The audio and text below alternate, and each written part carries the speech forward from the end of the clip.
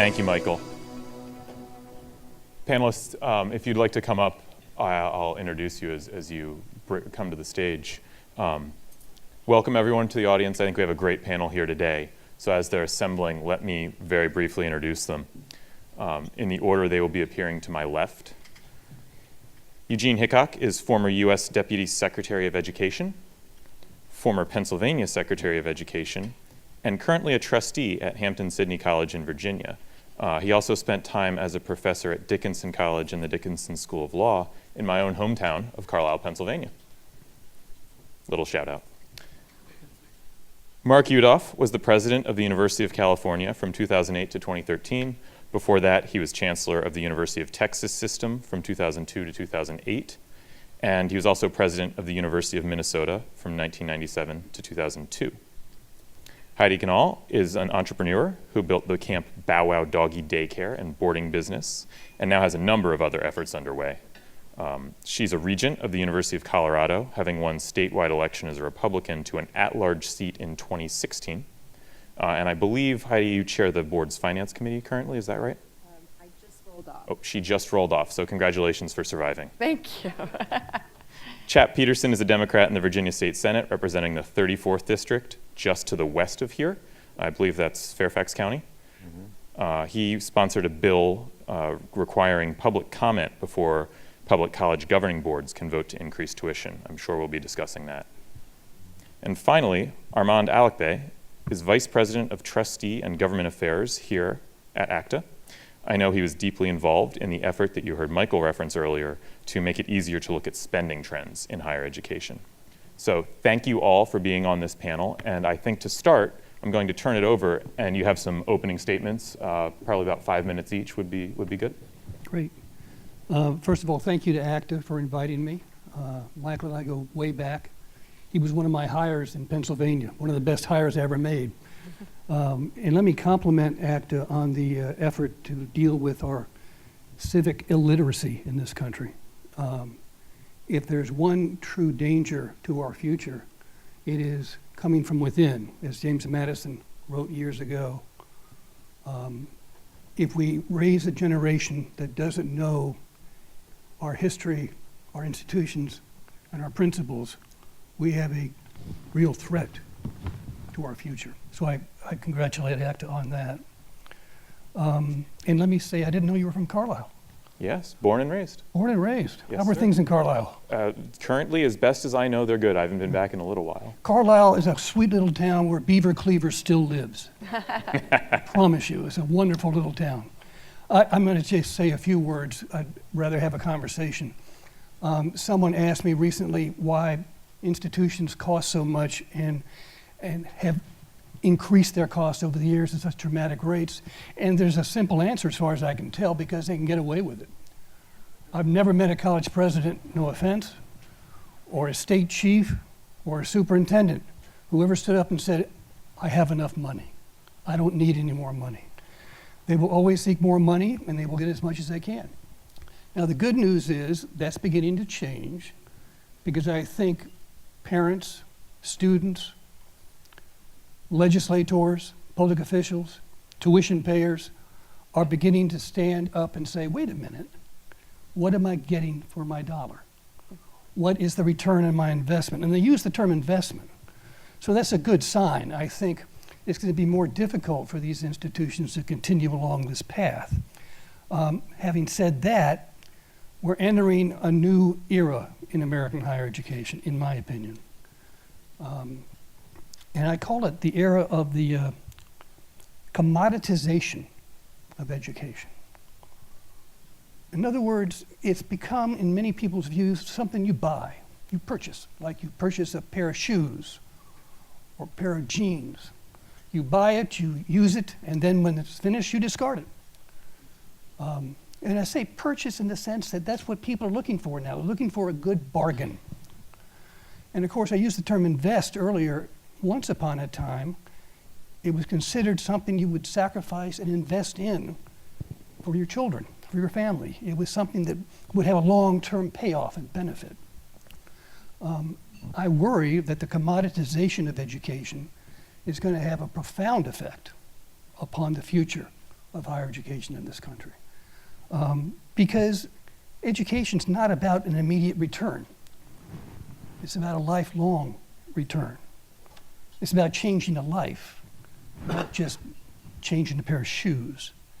I think our institutions are being caught up in a dramatic change that's all about the 21st century. The immediacy, the need for something tangible and quick, like a job. It's not about an education. It's about a certificate. And if you look at many college campuses and what's going on those campuses, I think that's the symptoms of this commoditization. The other thing I think that we have to worry about is, and maybe I'm romantic about this, I think it will drain higher education of what it once had, most importantly, and that is the soul. Institutions that speak to the whole person. Institutions that tend to try to improve the life of individuals, not just the job prospects. And of course, jobs matter. But the goal here is to invest in people, not institutions. And my worry is that the cost continues to be a problem, but lurking in the background is a huge, sweeping change that's overcoming higher education that has tremendous implications, not just for cost, not just for value, but for the soul of our kids, our faculty, and our country. So that's an uplifting comment. We'll leave it at that. Thanks so much. We'll dig into so much more of that, but Mark, please go ahead. Okay. As a professional apparatchik, I agree and disagree with Gene on some of his points. What makes the headlines is relatively unimportant, and that is rock climbing walls, the president's salary, the number of administrators. It's all important, and if you find excess rearing its ugly head, you ought to chop it off. So I'm not saying you ought to accept that. But that is focusing on the capillaries and not the arteries. The picture is simply this. It is personnel costs and not baubles that drive costs for university. It is also the case, and this is where I would at least modify something Gene said, the cost of higher education is not going up per credit hour. The actual dollars spent per student per credit hour has not been going up over the last decade very much at all. What's going up is the price. And the price is going up because the co-pay people don't want to co-pay. That is state legislatures and so forth. So you have to differentiate between cost, how much does it cost to deliver a credit hour, to get a degree, and how much is it charged.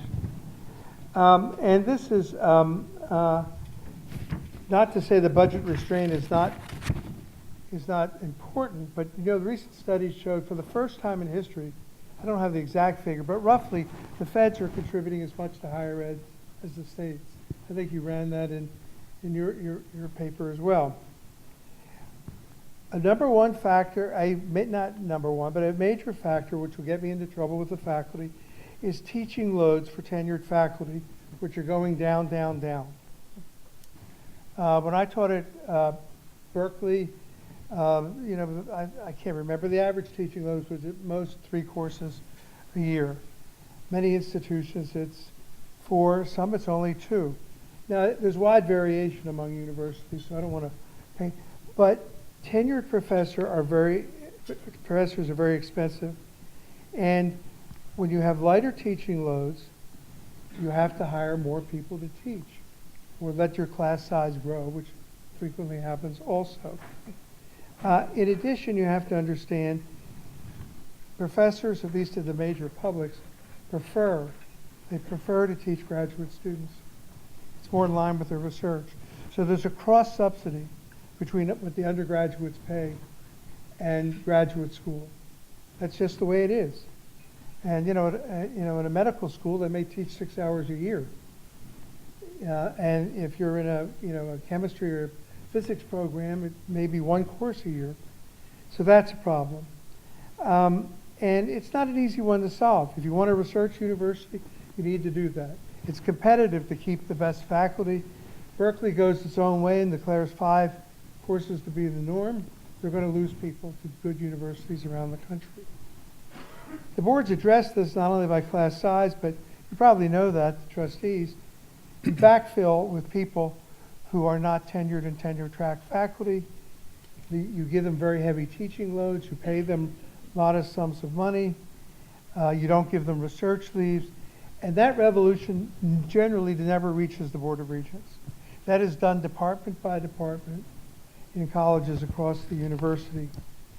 In other words, if you're the department chair and you have to balance the budget, you do what you need to do to get it done. You don't have some massive policy initiative at the Board of Regents. So it's a difficult question there, and it comes down to the research university factor. You have to remember, and this is where I think some of the Democrats have gotten it wrong, some of the most massive cross subsidies in America today are tuition. At the University of California, 1/3 of every dollar that's raised in tuition is poured back into scholarships for low-income kids, Pell Grants and somewhat above that. And if you're at a major university, it depends on private university, but frequently the actual tuition is only 50% of what is charged. And what is happening is they're plowing that money back by and large into scholarships for low-income kids. If you did away with that, the University of California could reduce tuition 1/3 tomorrow. Stanford could go down probably to a quite magnificent $25,000 or $30,000 a year, probably half of what it currently is. You cannot ignore that redistribution. Then there are other factors. The faculty, by and large, is trying to get out of the advising business. We now have a professional class of advisors. They may even do it better. I'm not even speculating on that, but that costs real money. You lose money on basically every research grant because you have to run the graduate programs, pay the professors, find stipends for the students. So that's a drain. I am a big defender of Title IX. I think it's one of the best things to happen in America. But I can tell you as a university president, when you double the number of losing sports, that is not a formula for balancing the budget. And almost all sports lose money. I mean, there probably aren't, 12, 15 programs in America that break even, the Ohio States, the Michigans, Texas A&M, and so forth. That is another loser. Another is there's a lot of pressure on what you charge students for other services, and that your artificially low prices for housing. And then you have, it's Weber-like. You have unrestrained bureaucracy at times, which would just replicates itself for its own self. There have been a lot of people who think you just take care of this with endowments, maybe. But when I checked at the University of California, we had the latest Senator Grassley proposal, 92% of endowments were for specified purposes. And it was very clear to me that if I took the money for, let's say, the nanotechnology project and poured it into the English department, I was jailbait. Something a lawyer doesn't want to be as a general proposition. Then there's the role of systems. And I think the jury is still out on systems. They were set up that if you buy all your erasers and your pencils together and you had 10 schools, 15, 20. I do not consider systems a great success in America today. I don't think those economies of scale have in general materialized. Probably the University of California does it better than most. You try to buy your software together. You try to have the student health plan together. You may administer the pension plan together. But they are often there. It's very hard to crowd these campuses with different cultures and really get the economies of scale that were promised. They also don't speak with one voice in the legislature. That turned out to be a facade. I mean, you move the needle a little bit, but every time I faced the Minnesota, the California, Texas legislature, the guy behind me was some president of one of my campuses, making his or her own case, and that's just the way it happened to be. So systems have episodic successes. Most of them, frankly, are Snow White and 12 Dwarfs, which is it's better in California because of the master plan. but they're not even, there's not parity, they're not taking same sort of students, don't have the same sort of faculty. So my advice to you as regents and trustees is you need to master these facts. I think there are things you can do to reduce cost. But you can't simply jump in with 2 feet and say, you know, I remember what it was like 30 years ago at Dickinson. And if we can only replicate that, things would be better. They may or may not get better. So you ought to abide the physician's norm. Do no harm. Try to do some good, but do no harm. Thank you. Thanks so much. Heidi, do you want to jump in there? Sure. I'm so honored to be on this panel with such great minds in education. And I'm an unlikely education advocate. I'm an entrepreneur. I built a business around dogs for 15 years, but I've lived the American dream. I grew up with very little money. My parents got married when they were 18 and 20 in Southern California. My dad was a police officer. My mom was a stay-at-home mom, worked a few jobs, random jobs. But they truly believed that education was the key to keeping the American dream alive. And for us, my brother and I, that to get ahead and not make the mistakes that they did, we needed to get a good education. So we scrimped and saved, and I ended up getting a scholarship to Southern Methodist University in Dallas. That was my first year, but I didn't know what a Louis Vuitton was or a Rolex, so I didn't fit in very well with the culture in Dallas. I loved SMU looking back, but I ended up transferring to CU Boulder. And that's where I got my undergraduate, then got my master's at DU in healthcare administration. So education has been a big part of my story, but also opportunity is a big part of my story. And giving our children the opportunity to get an amazing education and a liberal education. I mean, truly becoming a whole person. I think that's such an important conversation that's starting to happen. It's not just about getting a business degree or a transaction where you get a job. And that's shifted for me. But anyway, I was getting more and more interested in education as I grew my business. And I started to see that some of the folks graduating from college couldn't do a PowerPoint. They couldn't do math equations. They couldn't write. I was like, what is going on? Like, what is happening? So I started to get involved at CU. I ended up on the business school board, and then as a board of director for the foundation, the CU Foundation. And I really started to see that I could have an impact by speaking about what it was like to be an employer and bringing these people onto my team. So at that point, I had just gotten to the point where I was selling Camp Bow Wow. I had 3 little kids under the age of 3, and I decided to transition out of Camp Bow Wow and sold it in 2014. About that time, somebody said, you know, you're pretty involved at CU. You should think about running for Regent. I was like, what the heck's a Regent? Like most people in Colorado, when I went to run for office, asked me constantly for a year. And in Colorado, we have a bit of a different situation. We're one of 4 states that elects our Board of Regents. So I had to run for political office. And I'm pretty feisty, and I'm like, yeah, I can do this. And people are like, just go to a few barbecues around the state, you'll be fine. It's not a position that people really pay attention to. So I threw my name in the hat in late 2015. And within a couple weeks, Alice Madden, who used to be the Speaker of the House in Colorado and is one of the people who created the blueprint to flip Colorado blue, jumped in to run against me. I was like, what? Wait, this was supposed to be easy. So we had a brutal year. Could I have picked a crazier year to run for office for the first time than 2016? It was pretty nuts. But I loved it. And I got to talk to people all over the state of Colorado about education and higher education and what was important to them and how they felt left behind and they didn't feel like they were part of the conversation and they were scared about sending their kids to CU Boulder or to Boulder because they were afraid they would never come back to rural Colorado or they would come back with a very different perspective on life. So I started to refine what I was passionate about. One of those things was intellectual diversity. Only 6% of our faculty in our system are self-identify as conservatives at CU. And I started to hear from more and more conservative kids coming up to me like, oh my gosh, I can't speak up. I can't say anything in class. My fellow students bully me. They talk down to me. And I started to hear stories from all throughout the state and the system about what was happening. So I became more and more interested in how to make a difference when I got elected. The other thing that came through loud and clear was college is too darn expensive, and most of these families couldn't afford to send their kids. And Mark, I'm so glad you brought up the topic of subsidizing and shifting, you know, the benefit of education to different income slots, because what I found is the families that make between $80,000 and $140,000 a year pay full price in-state tuition most of the time in Colorado, which is almost $40,000 a year because we don't get much from the state.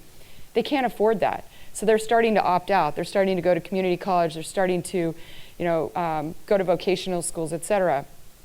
And the reason is so that we can subsidize the lower income kids, which I get, we all want that. We all want every student to have the chance to go to college. But I'm not sure that the model's working right the way it is now. And it's really hurting our middle class students. So those are two of the things I'm passionate about: intellectual diversity and helping students afford and have access to higher education.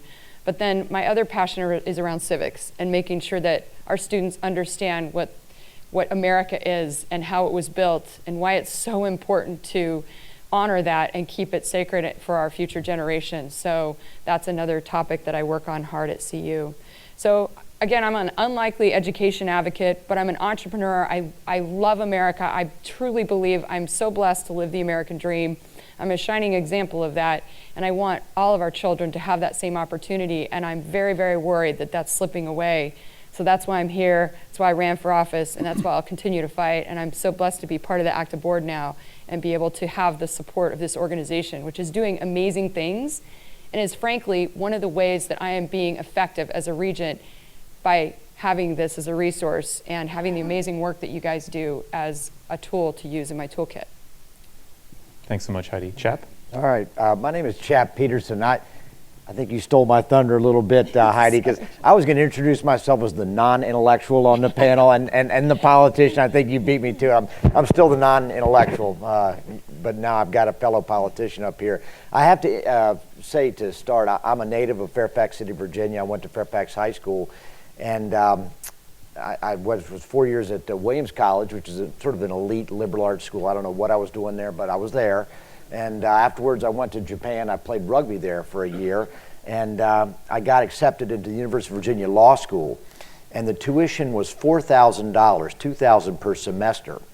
And my rugby club, actually, they had a banquet for me, and they raised the money. $2,000 for my first semester is kind of a going-away gift, which would have been great if I'd actually managed to get that money out of the bar that night. But unfortunately I didn't, so I had to take out a loan once I got back. But I say that my first year at UVA Law School was $4,000 for the whole year academic tuition.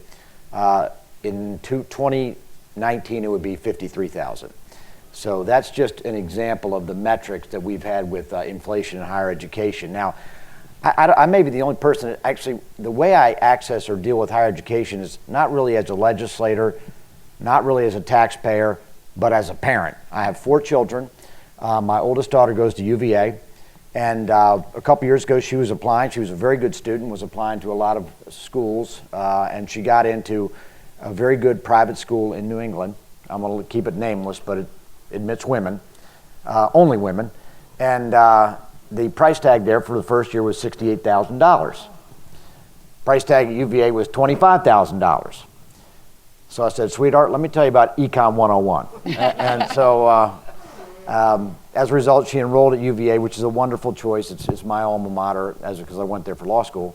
But it really struck me how just, again, the ramping up of tuition has just, happened in ways that we just haven't accounted for. And I've been in the legislature for 18 years, served in various capacities. For the last 4 years, I've been the chair, or actually the vice chair. I'll be the chair starting next year of the higher education subcommittee in education, on the education committee. So I've worked directly with college presidents and universities. My father was a professor at George Mason University. And one of the things I noticed is, again, there's this whole creep of money always going north. It's always more and more and more. And I served on a city council before I was in the legislature back in the 90s. I was on the Fairfax City Council. And under state law, what we had to do was we had to advertise our tax rate for 30 days before we could vote on it. So people could come in and object to it or say it's got to be higher. Or, we also had to explain why we were doing that. And so I said, universities ought to be the same way. So I passed a bill 2 years ago that said you have to advertise your tuition rate 30 days in advance so people know what the rate's going to be, and they also know what the justification is. Then earlier this year, I passed kind of the second part to that, which was the public comment bill, which was alluded to, which says not only do you have to advertise the rate, you have to give people a chance to comment. And there was, it's inconvenient to our Board of Visitors, and we call them Board of Visitors in Virginia, because that's what Thomas Jefferson called them for some reason. you know, they have some are here, some are there, and I'm like, well, hold on, they volunteered for this job. It's not like they were drafted. They have a problem with coming to the campus. They really shouldn't be in that position. And they got no problem coming to the football game sitting in the 50-yard line. So I said they need to be there. And so we passed that law that we have these public hearings now on tuition. Now, that's really addressing a symptom. That's not necessarily the cause. And I heard what my colleague said to the right about how state legislators have stopped funding higher education. Well, that's not really true. I've been in the state legislature 18 years, and I read the budget every year. And I can tell you every year that number goes up, okay? So every year the number's going up. For example, George Mason University will typically get a general fund allocation of $150 million. Next year it'll be 156. The year after that it'll be 162. So incrementally it's going up. So why are we saying that the funding is going down? Because they're admitting more students. And so because they admit more students, because we have more students now in our student pool, the amount of money per capita increasingly goes down. So that's part of the issue. Now, one of the things I always say, because college presidents always come out and tell me, you know, we're paying for 84% or 68% or 76%, and y'all are only paying 16%. And I said, can you remind me who owns the land? Who owns the buildings? Okay, so the state taxpayer subsidizes 100% of the real estate. They subsidize 100% of all the academic building construction. Obviously, the state taxpayer is invested in that for years and years. They own the brand. So the state taxpayer is highly invested, and obviously I represent the taxpayer. Now, that's not to say as in the state legislature we can't do better, but it's not just about spending more money. I mean, if it was about spending more money, then we just write a check. But it's like everything else in life. I mean, you need to know where the money's going and what your return on investment is. And I think one of the things that we find concerning is, and this again alludes to an earlier comment, is that every college president comes in and they need more money and then they want to offer more classes. But the question then becomes, how do we get the best yield for that money? And one of the things that, and assuming I get reelected in the next 3 weeks, which by the way, I wouldn't be here, but I'm uncontested, thank God. I highly recommend that, by the way. One of the things that's concerning to me is how do we weave our community college system back into higher education? And I say that because in Virginia, our community college system is so valuable and so many people have been educated there and have gone on to accomplish great things starting there. And yet our community college attendance has been dropping year after year after year. And I know a lot of it's because the Christopher Newports and the James Madison, they're grabbing students and they're expanding and they're doing great. But again, the community college system has always been a partner in our higher education system, and to the extent it drops off the map, it's going to increase cost because that obviously is a more cost-efficient way of educating some students, not all, but certainly some students. So it's a matrix. Again, we spend about $2.2 to $2.4 billion a year on higher education in Virginia, not including the bond costs, which are totally separate. And again, that goes up year after year. It went down one time during the recession 10 years ago. Yes, we did drop spending on higher education. We also dropped it on K-12. We dropped it on everything. So, and that's just, we can't print money unlike the Fed, so that's what we had to do. So anyways, that's just a taste of things. I will say, I'm a proud UVA graduate. We don't lose. We won the basketball title. So, I think higher education, there's some negatives. There's a lot of positives. I'm very proud of my daughter for being a student at UVA, and my second daughter's about to apply to a bunch of schools. And so I'm one of those glass always half full type of guys. But I will say as a parent, I'm going to look pretty closely before I stroke the kind of check you all want me to stroke sometime. And that's about all I have to say at this point. Thank you. Thanks so much. Armand? Thank you. So I'll be playing the role today of the DC policy wonk. I'm also native Virginian and proud UVA grad. A couple of weeks ago, I was on the way to the airport, riding in an Uber, having a conversation with my driver.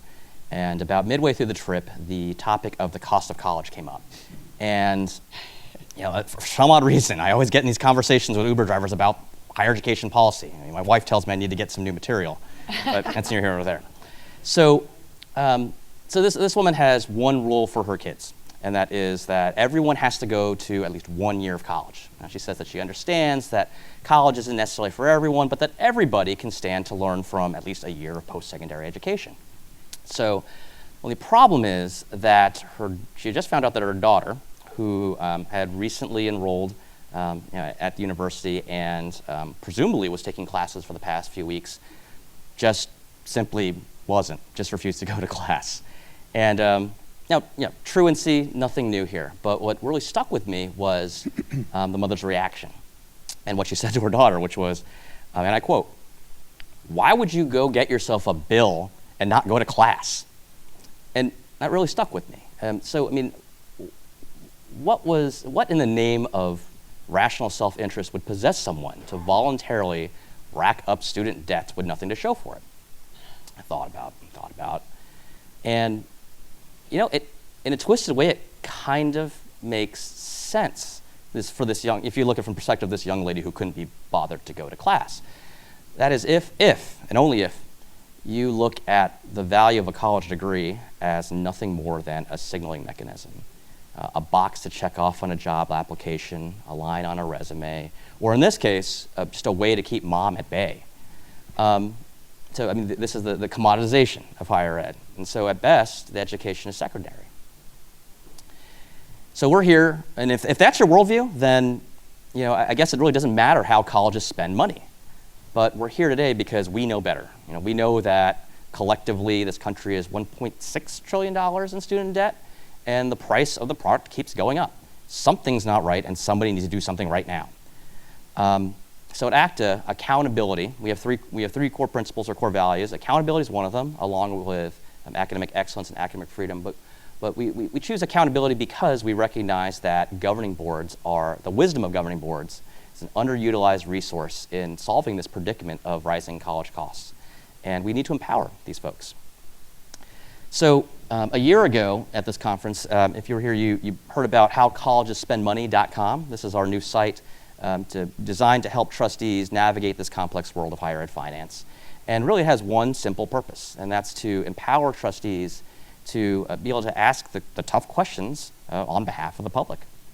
So we take data from over 1,500 colleges and universities, and in just a few clicks, a board member can produce a report on, a very simple report on college spending to take to a committee meeting.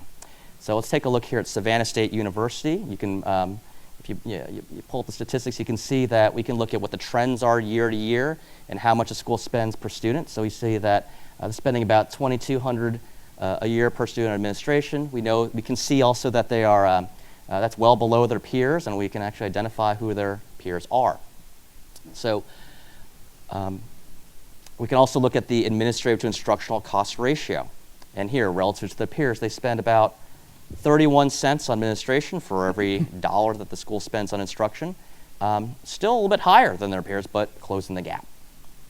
Now, one of the core principles of this project, of this website, is that we want to design it such that it allows trustees to answer the questions and to basically to reach the decisions that they're most called to make on a regular basis. So imagine that you are on a board and you're asked to approve the budget sign off on the budget for a new administrative office, and you have 3 new hires.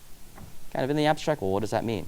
Well, we've taken the data from these 1,500 universities, customized it, and we can tell that we have this thing called the cost calculator, where you can you can simulate how many people are we adding here. And so for Savannah State, adding 3 new administrators would cost an extra $55 per student. Again, just a talking point, a way to give these decisions context, all using the federal data. So this is the first year of a multi-year project. Ever since our launch in January, we've had 1,100 people from 1,100 institutions already search for their schools on these sites and do some comparisons. And most recently, we've had a dozen schools representing close to 500,000 undergraduate students already come to ACTA and let us know that they're using howcollegespendmoney.com as a resource for their boards. So schools like Penn State, Clemson, Drake University, Rice, they're all making this a part of their regular evaluation.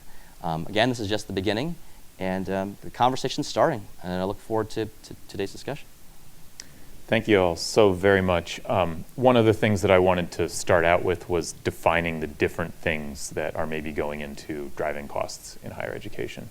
Because as a reporter, my observation has always been it's different in different states and different in different slices of higher ed.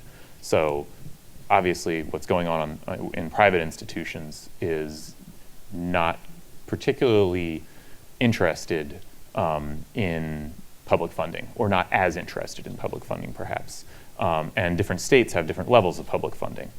So you all hit a wonderful slice of different things that are probably going in at different levels and in different ways and contributing to what we see as the national picture. You have faculty workload, you have unfunded mandates, although I don't think it was exactly called that, but funded or unfunded mandates. You have a tuition discounting model, Heidi, I think you brought up as cross subsidies, but that's an important part of it. And then you have tax support or public funding support. And I'm sure that there are a number of other issues that I didn't mention. But the one I want to ask you all specifically about, and then we'll get into a discussion of maybe what trustees can do or try to do to address some of these things. The one big picture thing I want to ask you all about is the student pool, is the student demographic pool, and how it's changing and how it's projected to change into the future. I'll open it up to whoever wants to take this first, but have you observed, or do you think that that's part of it, is what students are enrolling, how many students are interested in enrolling, and their ability and willingness to pay? Are changes there kind of driving costs for college? Let me go first. Yes. In Northern Virginia, I represent Fairfax County, which is central and western Fairfax County is my Senate district. And believe it or not that I'm any indication of it, it's probably one of the most motivated and professionally accomplished areas in the nation. And it has very little to do with people like myself that grew up in Fairfax City. It has a lot to do with people that have immigrated to Fairfax County from South Asia, from Korea, from you name it, that have come to our community, that have started businesses, that have started high-tech businesses, that have driven up the income levels, that have driven up the academic achievement levels. You know, I went to Fairfax High School where less than half of my high school class went on to a four-year college. And now it's probably close to 90% at Fairfax High School. And again, a lot of that's being driven in by in-migration. And that has, because those families come to our community wanting to participate in the American education model, that has pushed up prices because the demand has gone up. There's no doubt about it. It's like any other economic model. And I think that's one thing. Now that's Fairfax County. Fairfax County is not the nation, I understand that. But that is at least one dynamic that's unique to the area I represent. I was going to say, you know, there's an old saying that demography is destiny. I think there's a lot going on. I mean, it's fine that you take credit for your allocations going up year by year, but if your number of students are going up 10% a year and the budget's going up 5% a year, it doesn't all work out. But this is my view, and this is, you may disagree with it. I think since the students increasingly are older, they're going part-time, they're students of color, I think that part of the problem of figuring this out is, does a political entity take responsibility for the poorest kids? Does it, you know, how does it seek to bring them into higher education and deal with it? I mean, let's face it, we are in an aging society, and we have lock boxes around Social Security, and we have Medicare, we have all sorts of things. I'm for all of them, sort of, but you know, it's not surprising. And you may, I don't know about Virginia, but you may have the low-income voters may not turn out in the same numbers. The Hispanic voters may not turn out in the same numbers. So, you know, if you're a political leader and you have all these things to juggle, you may be more in tune with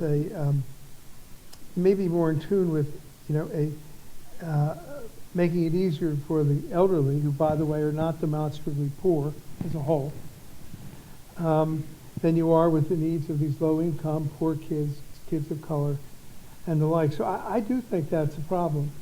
And that's where all the growth is coming from, right? I mean, when you look at the numbers in your publication, I mean, it's not coming from the middle class, by and large. Tomorrow's student is expected to be less white, Yeah, older, right. and And less they willing take to pay. longer to On average. get there. They take 6 years. They're not 18. They don't get it done in 4 years. Different type of student. All right, let me I'm going to rebut, and then I'm going to be quiet for the next 20 minutes. I think, first of all, you use the phrase children of color.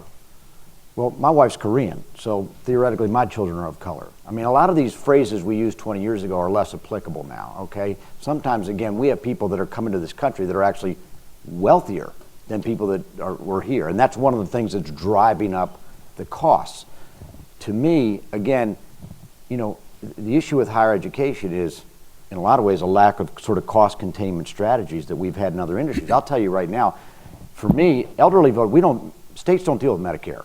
That's not our issue, okay? Social Security is not our issue. We do have Medicaid.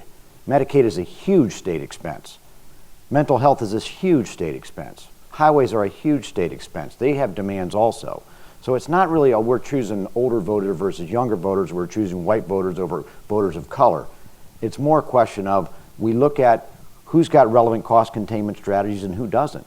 And again, I think colleges and universities at this point have failed in a lot of ways to come up with those cost containment strategies. So I'm going to come back and hit back a little bit on that, and I'll be quiet. I tend to agree with that comment about cost containment. And I also think institutions generally are only beginning to adjust to this changing demographic.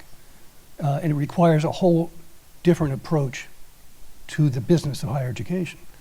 And those institutions, public and private, they have a very difficult time adjusting to a change in their environment. They've been doing this forever. That's part of the problem. So the other aspect of the demographics is what are these kids, what are these young people looking for in terms of higher education? Because institutions will tend to move in the direction that their clients want them to move. My concern is that we treat these students not as clients, but as consumers.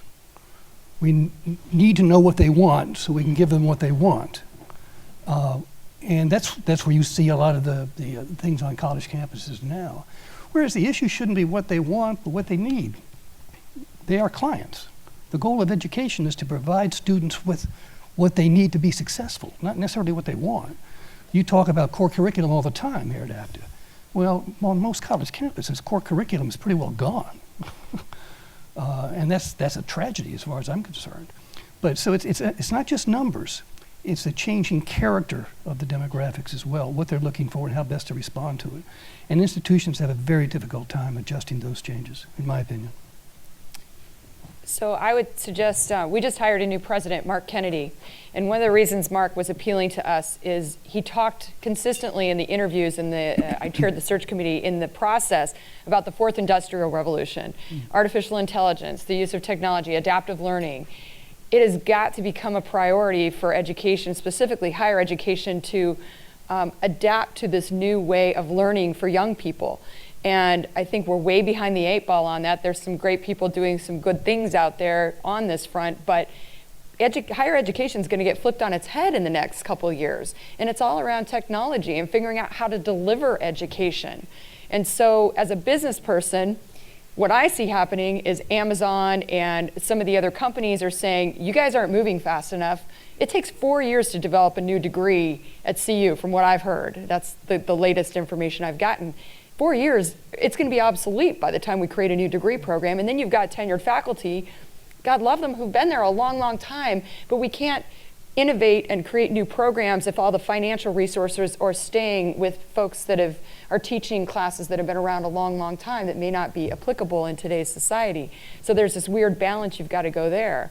So I think it's moving at warp speed. Again, you're right, we've got to focus on what the students need, and the students need flexibility, they need nimbleness, they need to get some progress really quickly, like digital badges or certificates or something that they can hang on to go out and get a job while they're getting their degree in a lot of cases. And then there's the lifelong learner, which all of us are going to have to readapt and create new careers and new ways of earning money. What is it, 7 times over a lifetime now, or is it even more than that?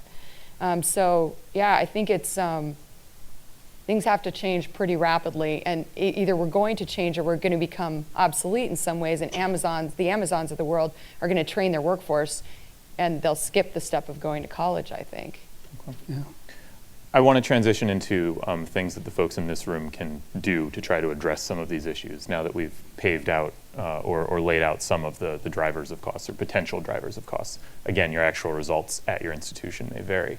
But first I want to remind everyone or tell everyone that I do want to open this up for questions at the end of this panel. So please be thinking about things that you might like to ask. We're going to try to set aside the last 10 to 15 minutes for questions. To start on the solutions part of this discussion, actually, I'll follow up on one thing, Heidi, that you mentioned, which is, what did you say? The faculty who've been there for forever, God love them, or something to that effect. There was a time when there was a mandatory retirement age in this country for faculty. It was, I believe it was phased out in the early 90s.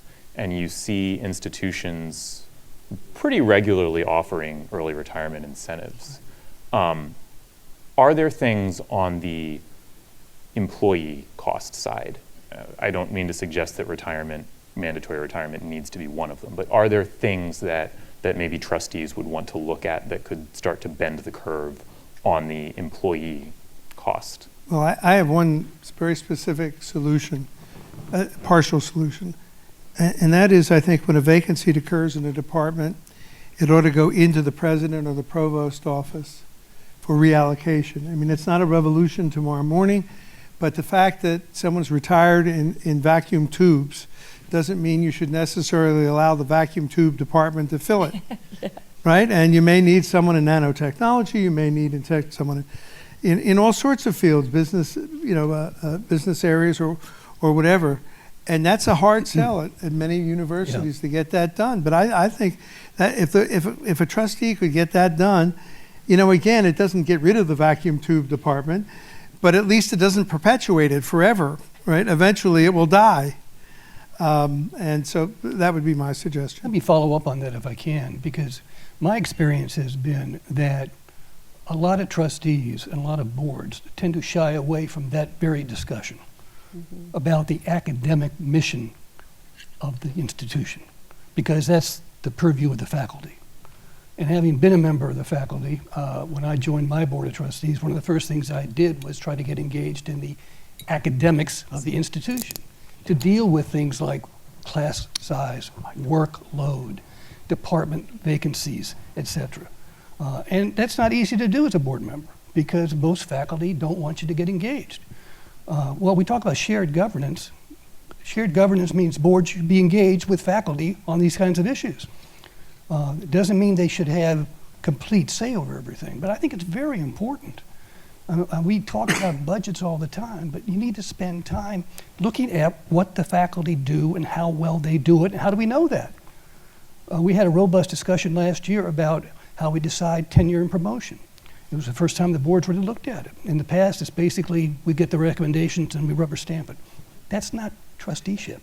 That's not governing. Same thing with quality control on departments and programs. They're evaluated on a basis by other institutions, by peers. We need to understand that and make sure that we have a grasp of these fundamental decisions. Because you're right, Mark. So much of the budget is driven by human resources, faculty and administration. Well, if that's the case, we need to be doing a better job of understanding how those resources are spent. And then we have to measure effectiveness. Now, in your experience, is there one party in the shared governance arrangement that lacks the full understanding of what shared governance means, faculty, administrator, trustee? Is there one party in particular that could use more education on that front? I think it probably depends on the trustee and it depends on the institution. It's not meant as a cop-out. I think many boards spend a lot of time on big picture issues. State appropriations, budgets, finance, those are important issues. And I think most faculty would let boards do that because they don't want to bother themselves with it. They're too busy doing what they do. That doesn't mean they always do a good job of it, but I think shared governance tends to go toward the board on those issues and away from the board on issues with faculty promotion, tenure, curriculum issues, and things like that. And I think shared governance should be all the way around. Yeah, I think it varies. It's very strong at the University of California. Other places it may be somewhat weaker. It has limitations because the faculty is the academic center of the university, But they have interests like everyone else. They want their pension plans, they're interested in their teaching loads, their research leaves, and so forth. My experience, which was generally positive, is I remember asking the faculty senate at the University of California, I said, we're in the 08-09 recession.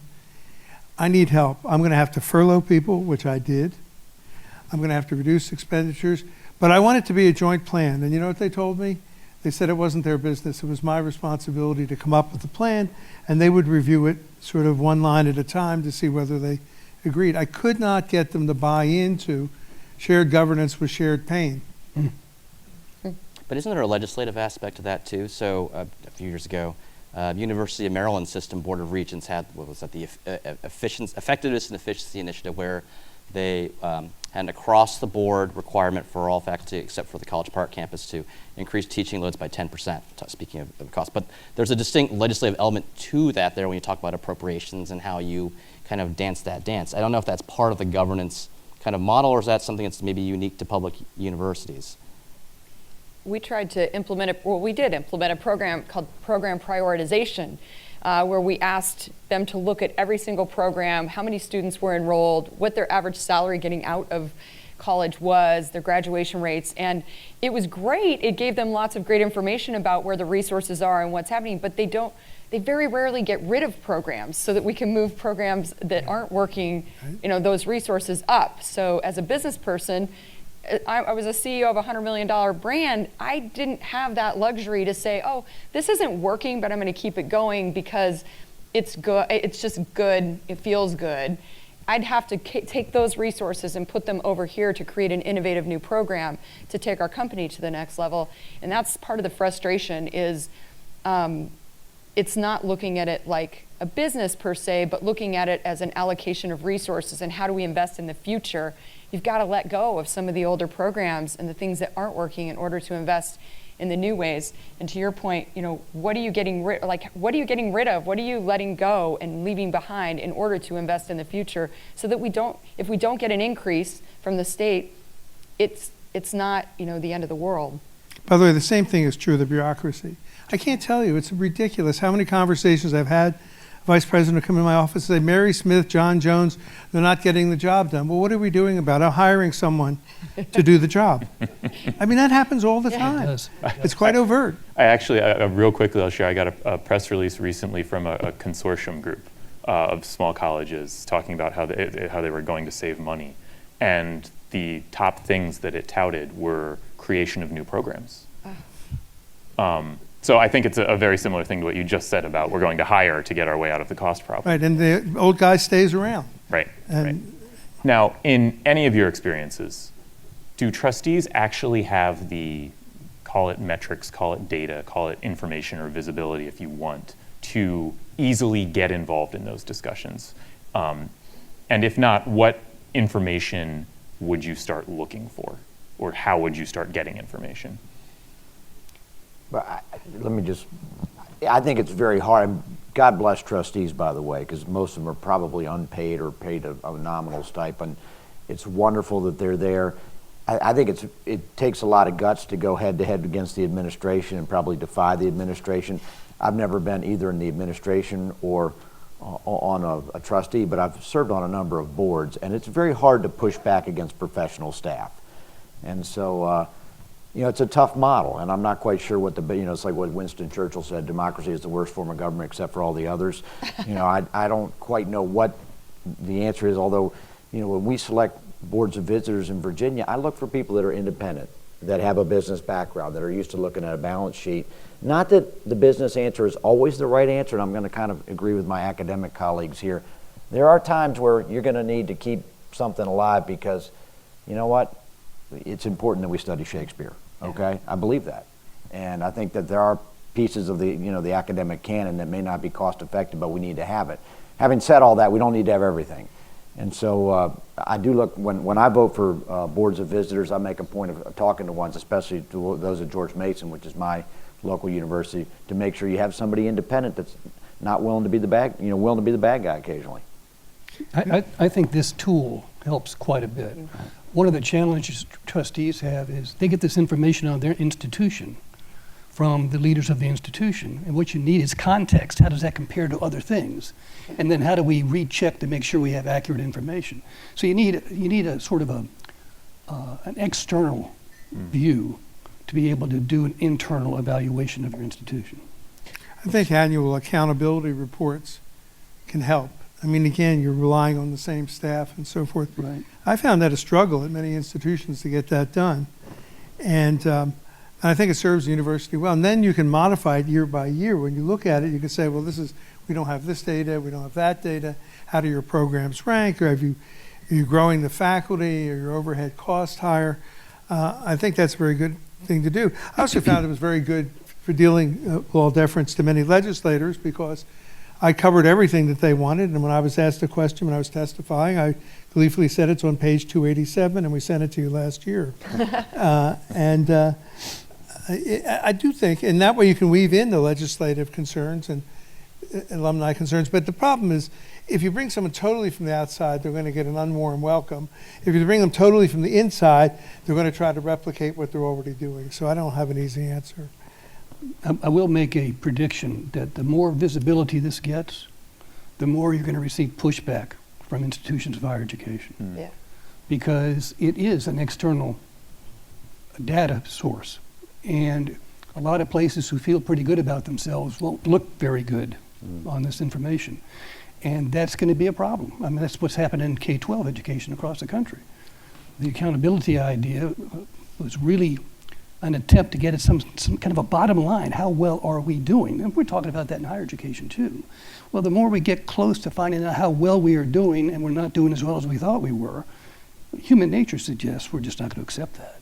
That's part of the reason we try to be very policy neutral about the way we present this site. Now, we were just talking a few minutes ago about program prioritization. We've been doing studies this for years where we'll look at, it's not unusual for state flagship institutions to have, flagship, it's very large scale universities to have upwards of 40, 50% or more of their bachelor degree programs have fewer than 10 graduates come out. And so that's a small plug. That is what phase 2 of this will look like, will be a report just like that. And so, I mean, I think what we want to do is be able to curate this so that it becomes, here are the top 8 or 10 things and not the tome per se, because every institution is different. Yeah.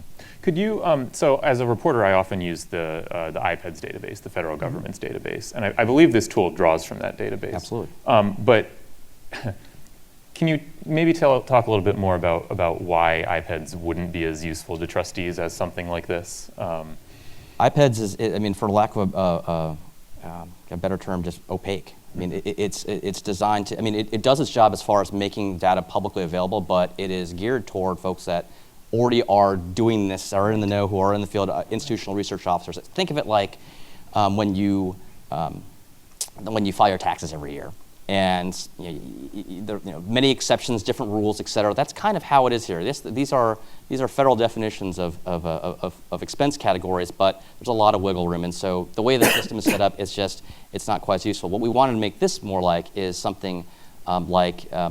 When you're for publicly traded companies, you have to file their 10Q and their 10K, and you know what the earnings per share are, you know what the kind of the baseline metrics are, and just regular investors can look that up. That's the concept behind this. Yeah, to me, this is one of the great challenges of all of education, and that is getting information to people in a way that they can understand it and they can use it, not just to fellow educators, not just to people in the institutions, but to taxpayers, to parents, to tuition payers. It's very important.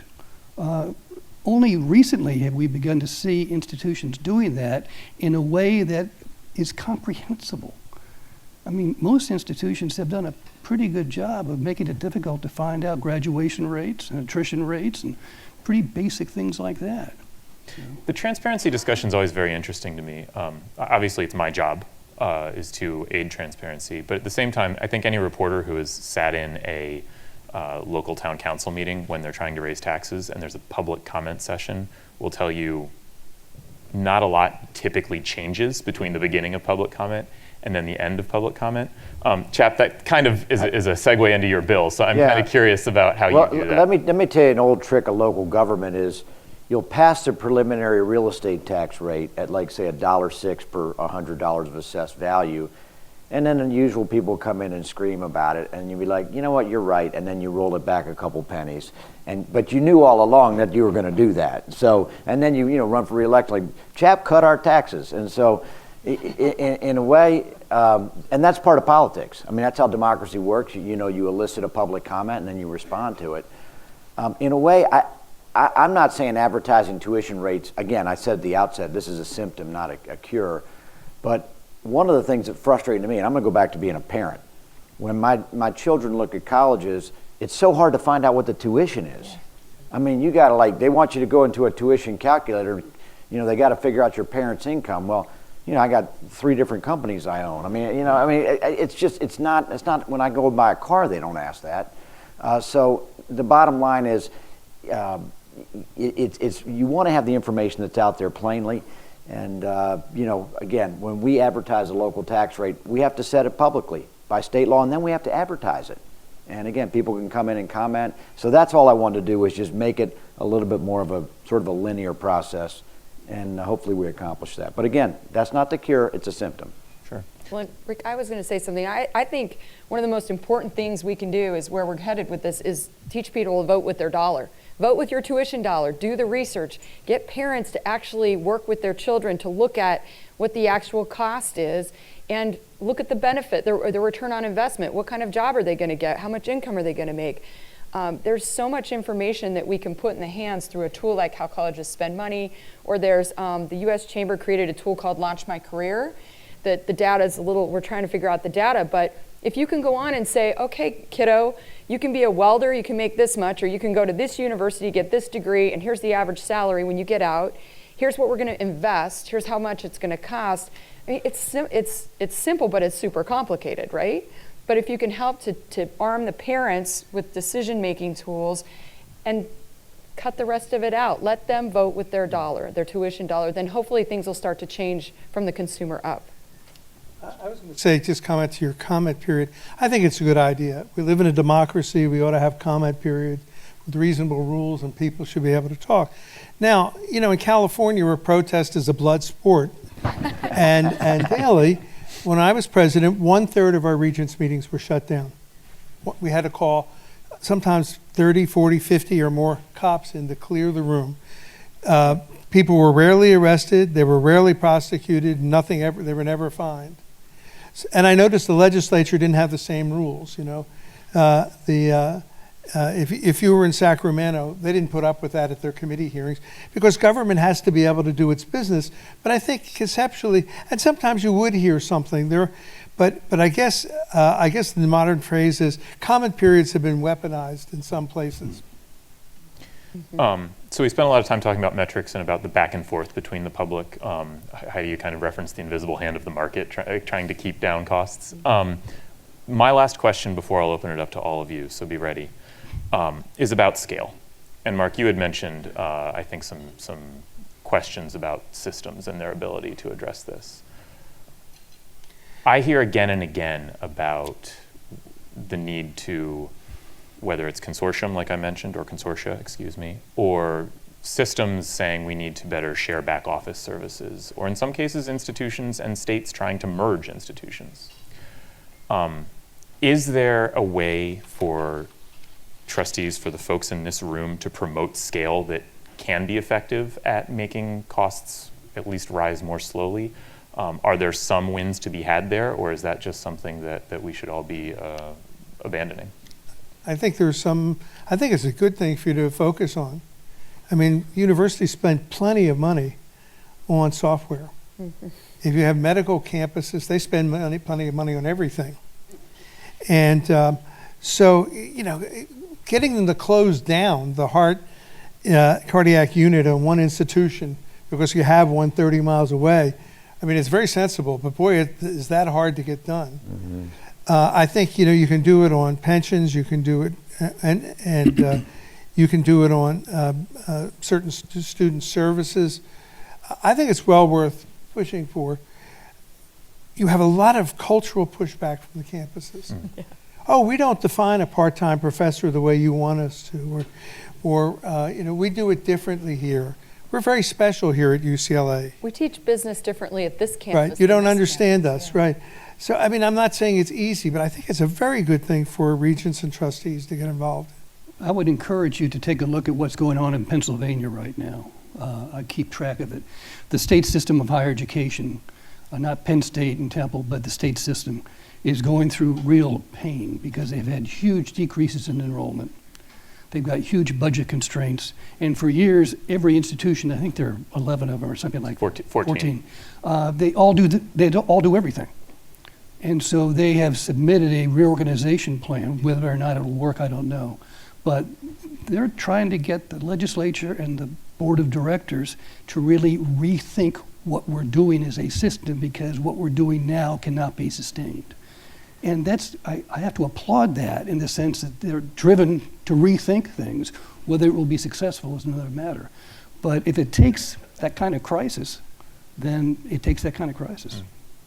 Any other thoughts on scale? Heidi, did you add? Yeah, so we're technically a system. We have 4 campuses and then an auxiliary campus. And it's the culture thing. It's the politics of it.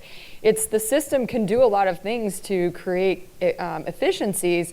But if every campus thinks they're different or does different things and you get so much pushback that it's not worth the price politically, then you back off and you let them each run as separate units. And it's this whole conversation around 4 different business units or 1 business unit that has different extensions.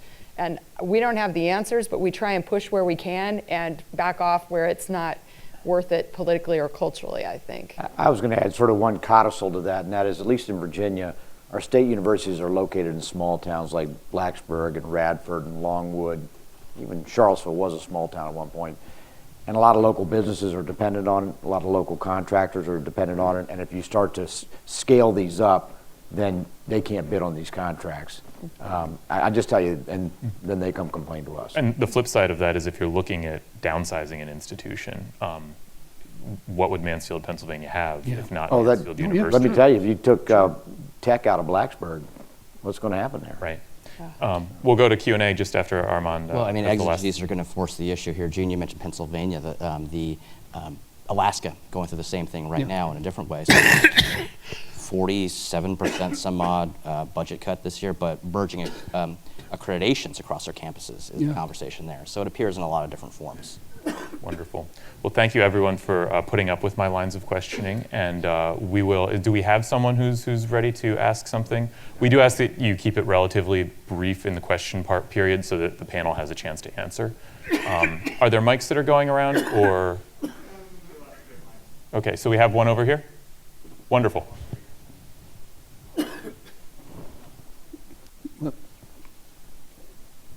Oh, I'm sorry. I thought you had a question there. Yes, we have someone right in the front here.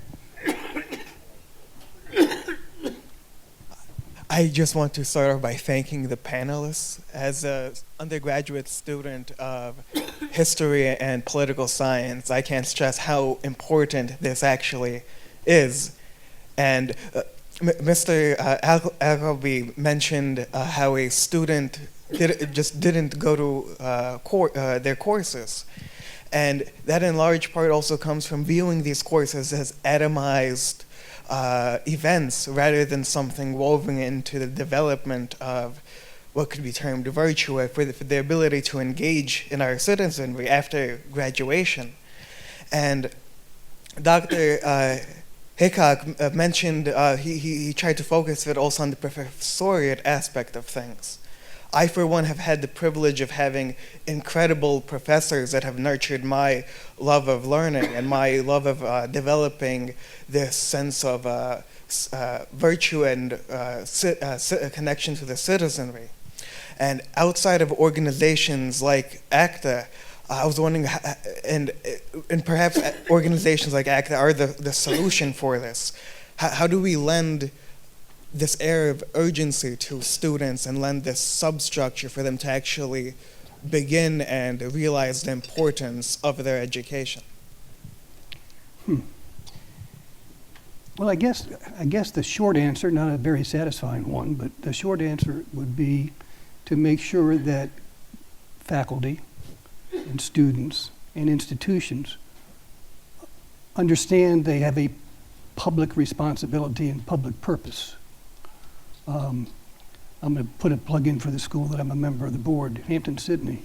Very small all-men's college, but its mission is pretty elegant and simply stated: to create good men and good citizens in an atmosphere of sound learning.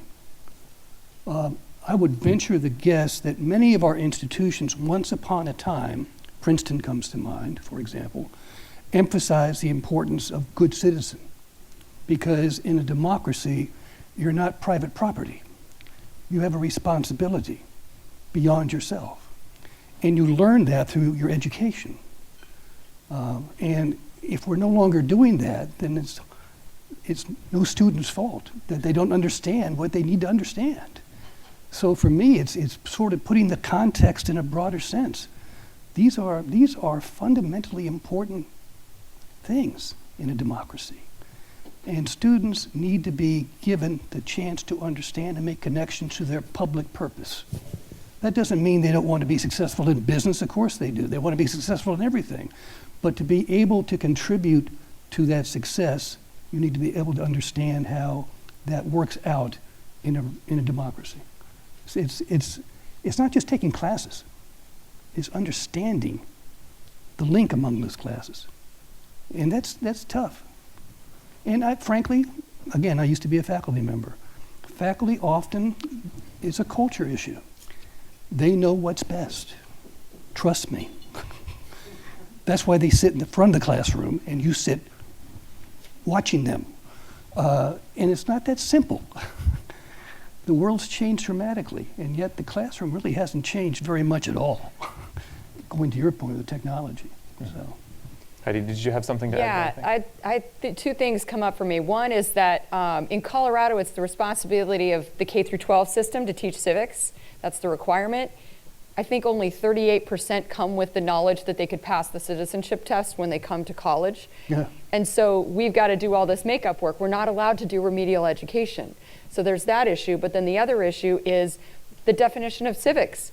We just asked for proposals as regents from all the campuses and the faculty for foundational civics, like, you know, looking at the founding documents, understanding how the government works, and we got all these proposals around civic engagement and activism. Like, that's not what we meant, and we laid it out very clearly. And so when we go to give money to these programs, we gave it to one program because it was about our intent and what we wanted our students to learn. But it's the definition, like the devil's in the details, about how you're going to do this and how you're going to accomplish it. And then the students come to you with a different baseline of knowledge than you would expect. So, I know there was at least one other question. Yes, sir. Thank you. Thank you, panel. With regard to the last comment, I would urge everyone, both on the panel and in this room, to read Anthony Kronman's book. He was the former, or maybe still, dean of the Yale Law School, in which he gets to this whole subject of the soul in the process of educating young men and women today. But my question is, I was a trustee of an SCAC school for 23 years, from 84 to 07, and I cannot remember, and I look back with great disappointment in myself, when I had any opportunity, either as chair of a committee or in any discussion, to deal with issues of the curriculum and faculty involvements. It was all about business questions, business issues. What is wrong with the idea, or how practical is the idea, that either through public policy, state or federal, or even efforts on the part of individual institutions, to create a training program, an introductory program for all new trustees to come on board, where they are informed and advised and hopefully fully indoctrinated into the notion of what their job is and what they should be doing. I think most trustees go on boards, certainly of small schools, having a clue what their job is. We apparently anticipated this question a few years ago in Virginia. We have that. So if you're elected to a board of visitors, there's a training class that you take, and they tell you what your legal duties are and, you know, what role you play. And so we have that orientation course, and I think it's extremely important. Well, I'm talking was how do you to expand young it? lady right here. Is Maybe you you're didn't in hear. charge of Colorado, so Well, there we go. I think one of the challenges you have, and this is not meant to be critical of any particular organization, but often governing boards, whether they're school boards at the local level or boards of trustees at the institutional level, are kind of held captive by their associations. So if you're a school board member, you join the school board association, and that's where you learn what board members do at the local level. And the problem with that is, again, it's the system talking to itself.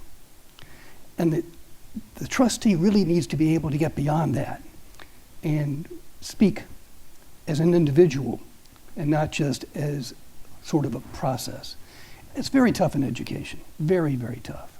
And I was talking to someone earlier, at the local level, school boards are as big a part of the problem of American education as anything else is. And that's not because they're not good people. They're all there for the right reasons, but they've been sort of captured by the system. And as someone said earlier, it's very tough for board members at the institutional level to ask tough questions that make people uncomfortable. But that's your job. I know it's not easy, but that's your job. And I don't know if you can rely upon training sessions. That's not going to hurt, but it depends on the quality of the session and, frankly, the character of the trustee. Well, and honestly, that's where ACTA, the role of ACTA came in for me, is I was referred to Michael by a previous regent, Tom Lucero, who introduced me to Michael and said, you should really get to know ACTA. They can support you and help you because I know what you're passionate about. And so I think that's a role that ACTA can continue to play, but also mentorship.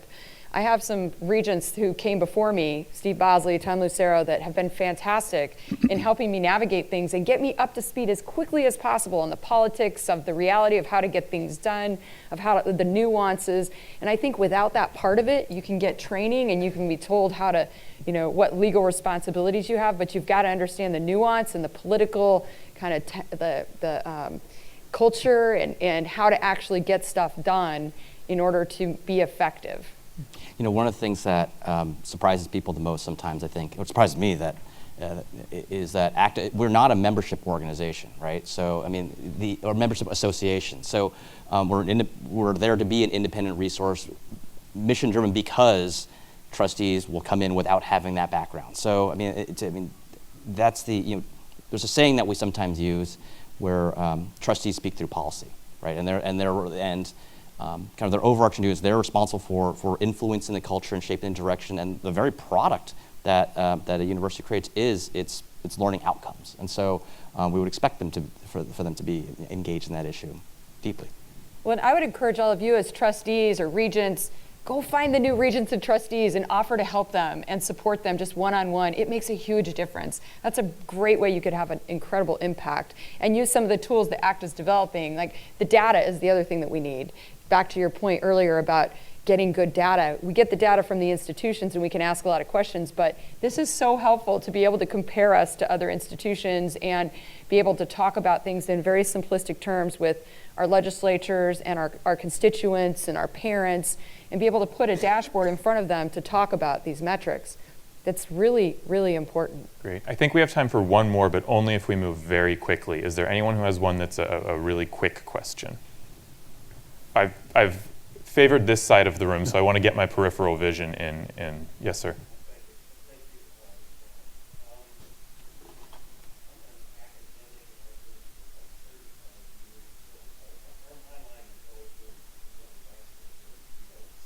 Yeah.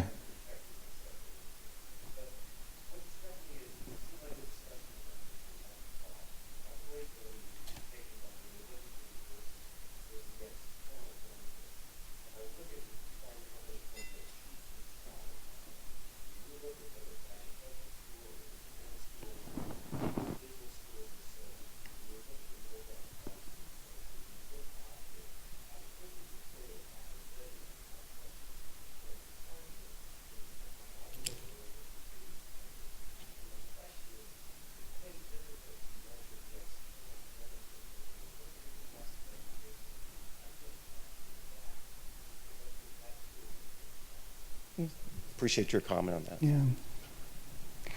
No, you're absolutely right, and that's measuring the external benefit or the impact is very difficult.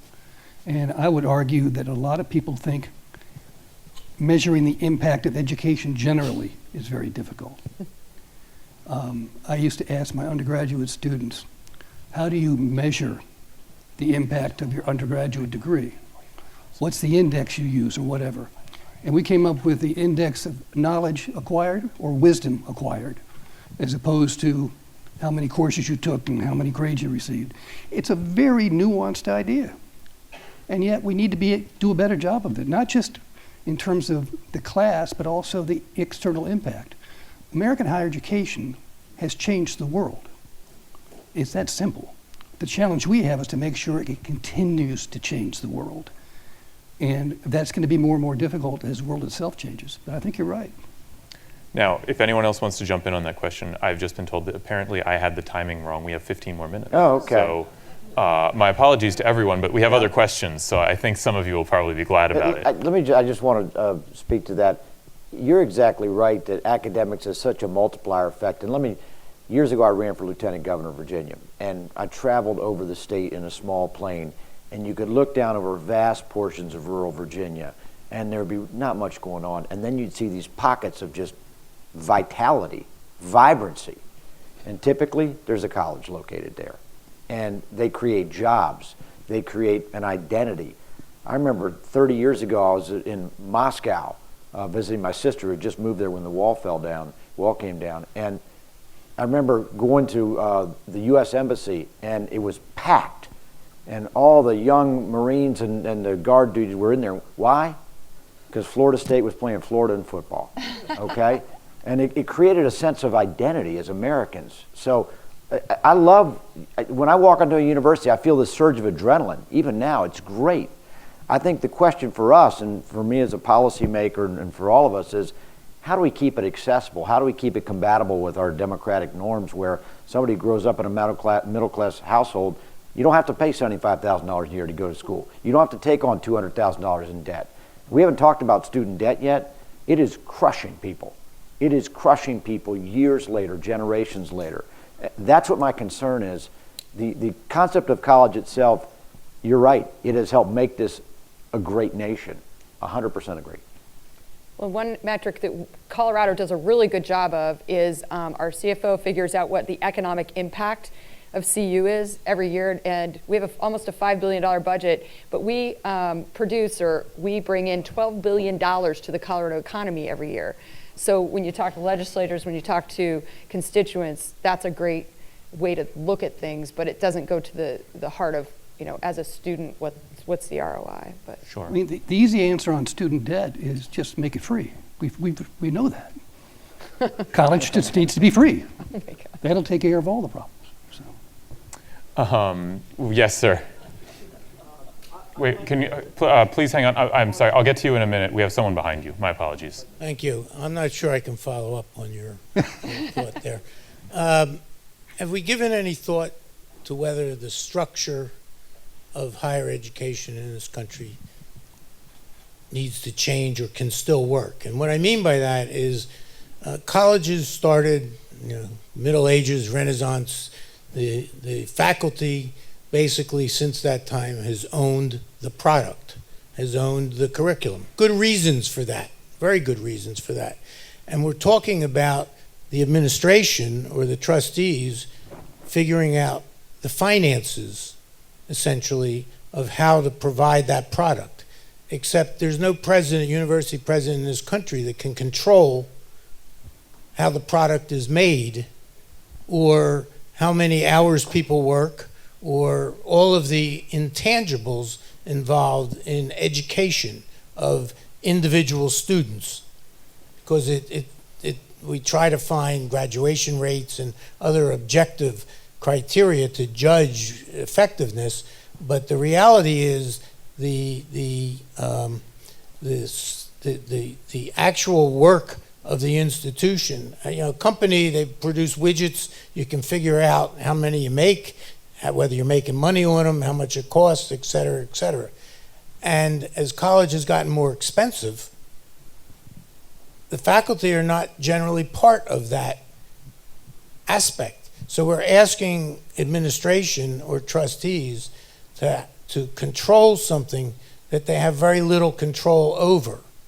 Does it work anymore? I'm not suggesting there aren't good parts of it. I don't have an answer for what should replace it. At least it would take too long right now.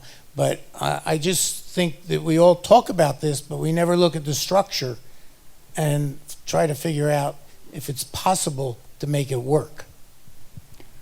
Anyone want to suggest some structural changes?